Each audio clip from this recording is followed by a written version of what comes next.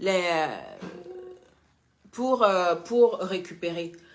Donc, je verse 9 millions de francs, donc c'est-à-dire 12 mois de loyer et 2 mois de caution. Enfin, je peux me tromper sur certains chiffres, hein, parce que ça fait longtemps, mais en moyenne 9 millions. Et après, écoutez bien, hein, après, quand je fais le contrat de bail, je leur explique bien que ce loyer, ce local, c'est un local qui est comme un domicile familial. C'était les anciennes maisons, une maison de peut-être 35 ans, donc délabrée, avec les anciens carreaux, avec le plafond qui tombe déjà et tout et tout. Moi, j'ai vu la position du local. J'ai vu que j'avais l'argent pour investir dedans. Donc, j'ai investi. Et non, je leur ai dit, dans le contrat, il est stipulé que je dois faire des rénovations, transformer le local en local commercial. On était d'accord. Ils m'ont même dit, voici la caution. Avant de commencer à faire les travaux, tu dois nous verser une caution. J'ai versé une caution de 600 000 francs. Encore, c'est-à-dire en dehors des 9 millions que j'ai versés. Et puis, j'ai fait venir les Turcs, hein, les Turcs qui ont fait le plan du nouveau, de ma boutique. Enfin, j'ai fait le plan. Quand on a fini de faire le plan, on a estimé les coûts des travaux à 30 millions.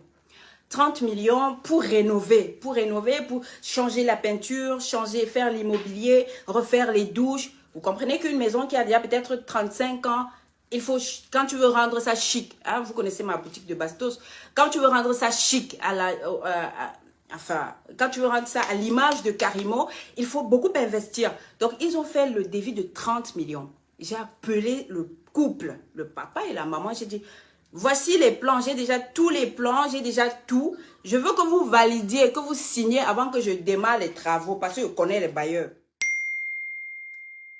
Alors, ils m'ont dit d'aller voir leur avocat, parce qu'ils n'étaient pas là, ils étaient au village ou au Gabon, quelque chose comme ça. Je suis allée voir leur avocat. L'avocat a pris 600 000 et a signé sur le plan que les architectes avaient dessiné, les architectes d'intérieur. Ils ont signé que je dois faire les travaux.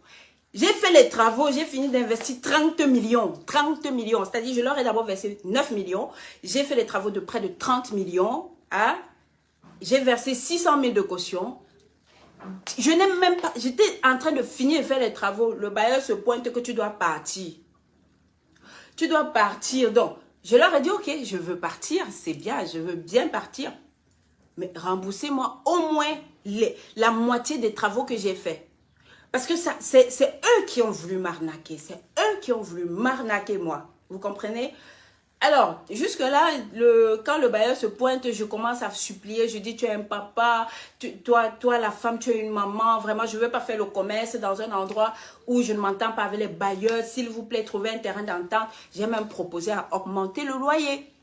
J'ai même proposé que, ok, comme j'ai rénové et qu'il trouvait que le local était beaucoup et beau et qu'il voulait me chasser, ok, j'ai même fait venir, enfin, je leur ai dit, ok, vous pouvez même augmenter le loyer, il n'y a pas de problème, mais moi, je ne veux pas être en désaccord avec mes bailleurs, parce que pour moi, être en désaccord dans un endroit où tu fais du commerce, tu peux ne pas avoir la bonne vente, c'est-à-dire tu peux ne pas avoir de bons retours, vous comprenez ce que je veux dire? Donc, le papa a dit non, la maman a dit non, j'ai supplié, ils sont allés me porter plainte. Ils sont allés me porter plainte que j'ai fait des travaux, ils n'avaient pas validé les travaux. Alors, le contrat stipulait que les travaux, je devais les faire. Leur avocat a signé sur les travaux. Et donc, parce que j'ai fini d'investir près de 40 millions, les gars veulent me mettre dehors pour profiter de ça. Alors, moi aussi, je me suis rebellée. J'ai dit, ok, il n'y a pas de problème. Comme ils m'ont amené au tribunal, j'ai donc mis mon avocat sur le dossier, je suis quittée. J'ai mis, oui, mes avocats sur le dossier, je suis partie. J'ai dit, ok, il n'y a pas de problème. Après, je veux payer le loyer. Ils disent non, vu qu'on t'a demandé de sortir, nous, on ne prend pas le loyer, nanana, nanana. Et maintenant, ils sont revenus dire non, il faut payer le loyer. La maman dit ne donne pas le loyer au fils. Le fils dit ne donne pas le loyer à tel, ne donne pas le loyer à tel. Voilà comment on se retrouve. Mais sinon, même à tout moment, leur loyer est disponible.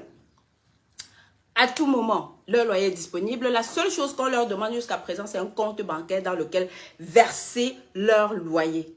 La seule chose qu'on leur demande jusqu'à présent, c'est un numéro de compte bancaire. Ils n'arrivent pas à donner ce numéro de compte bancaire. Vous savez pourquoi ils ne donnent pas le numéro de compte bancaire dans lequel je verse? Ils veulent que je leur donne l'argent en espèces et ça me cloue devant la loi. Parce que la loi ne permet pas qu'on manipule certaines sommes en espèces. Vous comprenez? Donc, je leur demande jusqu'à présent, donnez-moi juste le numéro. Même à l'instant, donnez-moi juste le numéro de compte. Tout de suite, votre mandat est fait. Tous les loyers sont réglés. Je ne reste pas avec la chose d'autrui. Moi, je n'aime pas. Je ne reste pas avec la chose d'autrui. Ils ne veulent pas. Quant au papa qui est parti en cellule, c'est pas moi. C'est pas moi.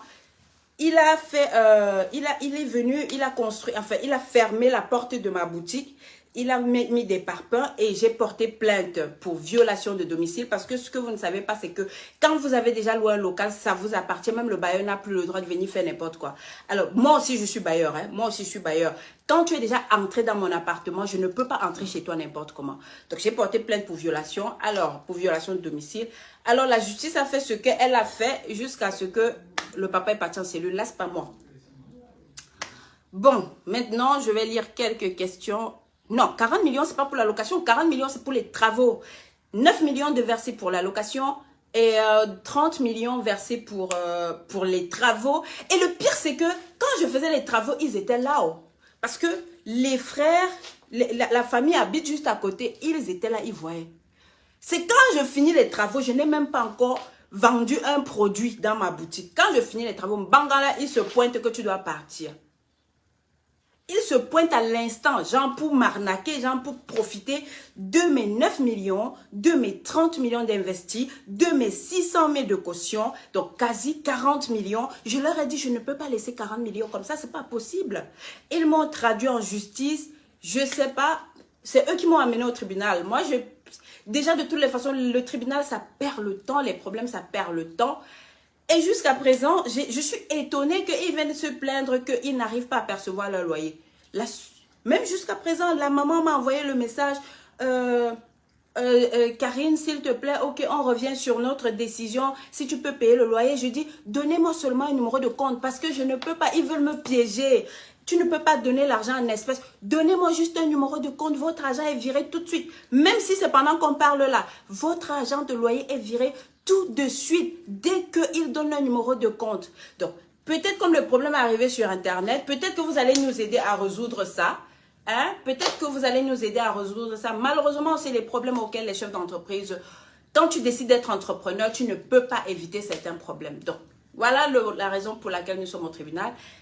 Et je fais confiance à la justice. Vraiment, je fais confiance à la justice.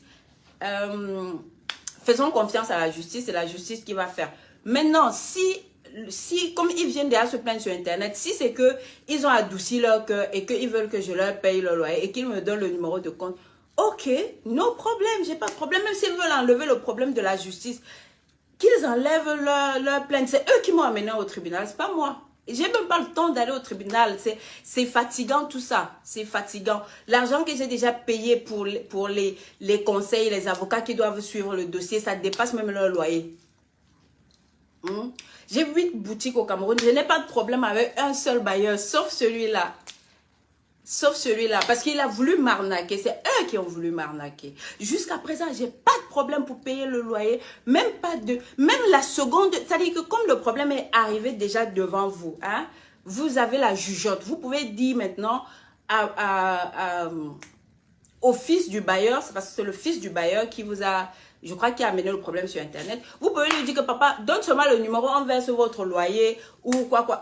Ça passe. Hein. Moi, je n'ai pas je n'ai pas le temps de gérer les problèmes et de gérer mes affaires et de gérer le bébé et de gérer... Hein?